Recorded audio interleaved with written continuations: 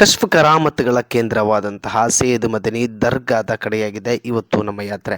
ಜಲಸಾಗರದಲ್ಲಿ ಮುಸಲ್ಲ ಹಾಕಿ ಬಂದು ಹಲವಾರು ಕರಾಮತ್ಗಳು ಜೀವನ ಕಾಲದಲ್ಲಿ ಕೂಡ ತೋರಿಸಿಕೊಟ್ಟ ಮಹಾನ್ ವಲಿಯುಲ್ಲಾಹಿ ಉಳ್ಳಾಲ ಸೈಯದ್ ಮೊಹಮ್ಮದ್ ಶರೀಫುಲ್ ಮದನಿ ಕದ್ದಸಲಾಹು ತಆಲಾ ಸಿರುಲ್ ಅಜೀಜ್ ಅವರ ಸಾನ್ನಿಧ್ಯಕ್ಕೆ ತಲುಪಿದಂತಹ ನಾವು ನೇರವಾಗಿ ಜಿಯಾರತ್ ಮುಗಿಸಿ ಅಲ್ಲಿಂದ ಜುಮಾ ನಮಾಜಿಗೆಂದು ಮಸೀದಿಗೆ ತೆರಳಿದೆವು.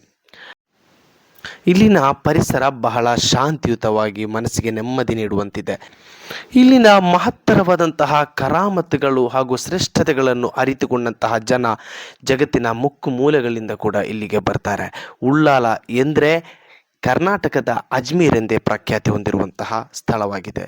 ಇಲ್ಲಿ ಕಾಣುವಂಥದ್ದು ಇಲ್ಲಿ ಜುಮಾ ನಮಾಜಿಗೆ ಸೇರಿದಂತಹ ಜನಜಂಗುಳಿಯಾಗಿದೆ. ಈ ಕಾಣುವ ಮಸೀದಿಯಾಗಿದೆ ಮದನಿ ಮಸೀದಿ. ಅಲ್ಲಿಂದ ಉಳ್ಳಾಲ ಸ್ಪೆಷಲ್ ಗಂಜಿ ಕುಡಿಯಲೆಂದು ಹೋದೆವು. ಉಪ್ಪಿನಕಾಯಿಗಳ ಮಾರಾಟವಾಗ್ತಾ ಇತ್ತು. ಈ ಊಟಕ್ಕೆ ಕೂಡ ಬಹಳ ಮಹತ್ವವಿದೆ. ಅದೆಷ್ಟು ರೋಗ ಶಮನಕ್ಕೆ ಈ ಊಟ ಕಾರಣವಾದ ಸಂಭವಗಳು ಇದೆ. ಅದೇ ಕಾರಣಕ್ಕೆ 100ಕ್ಕೂ ಹೆಚ್ಚು ಜನ ಇಲ್ಲಿ ಈ ಒಂದು ಊಟಕ್ಕಾಗಿ ಲೈನ್ನಲ್ಲಿ ಕ್ಯೂ ನಿಂತಿದ್ರು. ನಾವು ಊಟ ಮುಗಿಸಿ ಬರುವ ಸಂದರ್ಭದಲ್ಲಿ ಕೂಡ ಅದೇ ಲೈನ್, ಅಷ್ಟೇ ಜನರು ಅಲ್ಲಿ ಮತ್ತೆ ಊಟಕ್ಕೆ ವೇಟ್ ಮಾಡ್ತಾ ಇದ್ರು.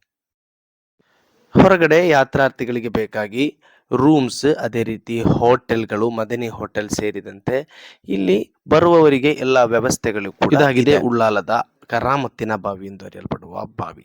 ಬಂದವರು ತಮ್ಮ ಉದ್ದೇಶಗಳಿಟ್ಟುಕೊಂಡು ಇಲ್ಲಿ ಹರಕೆ ಹಣವನ್ನು ಹಾಕ್ತಾರೆ. ಅದಾದ ನಂತರ ನಾವು ಸ್ವಲ್ಪ ರಿಲ್ಯಾಕ್ಸ್ ಆಗ್ಲಿಕ್ಕೆಂದು ನೇರವಾಗಿ ಬೀಚ್ ಕಡೆ ಹೋದೆವು. ಬಹಳ ಸುಂದರವಾದಂತಹ ತಂಪಾದ ಗಾಳಿಯ ಜೊತೆ ಮುಸ್ಸಂಜೆಯ ಹೊತ್ತಿನಲ್ಲಿ ಸುಂದರ ಕ್ಷಣಗಳನ್ನು ಹಂಚಿಕೊಂಡು ಅಲ್ಲಿಂದ ನೇರವಾಗಿ ನಾವು ನಮ್ಮ ಮನೆಯ ಕಡೆಗೆ ನಮ್ಮ ಯಾತ್ರೆಯನ್ನು ಮತ್ತೆ ಹಿಂದಿರುಗಿಸಿದೆವು. ಇಂತಹ ಇನ್ನಿತರ ಹಲವಾರು ಸಂತೋಷದ ಸಮಯಗಳನ್ನು ನಮ್ಮ ಜೊತೆ ಹಂಚಲು ಚಾನಲ್ ಸಬ್ಸ್ಕ್ರೈಬ್ ಮಾಡಿ. Thank you.